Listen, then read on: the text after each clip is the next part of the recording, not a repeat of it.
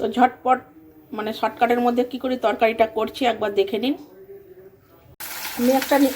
আমি একটা নিরামিষ সবজি করব দেখুন। তো বেগুন, গাজর, মূলো, কুমড়ো, বরবটি, আলু, আর এখানে তেলের উপর দিয়ে দিয়েছি পাঁচফোড়ন করে আলু দিয়ে দিয়েছি, মোটা মোটা করে আলুগুলো দিয়েছি, ফুলকপি দিয়েছি।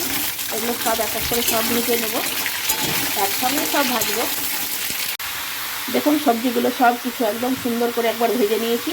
তারপরে দিয়ে দিয়েছি গ্রেট করা আদা, দিয়ে দিয়েছি নুন, চিনি, হলুদ, এখানে জিরে গুঁড়ো দিয়েছি, গরম মশলা গুঁড়ো, একটু লঙ্কা গুঁড়ো, একটু তেজপাতাও দিয়েছি।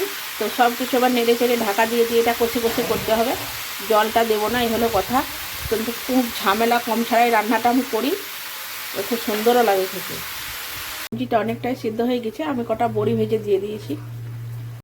তো দেখুন আমার তরকারিটা প্রায় হয়েই গেছে।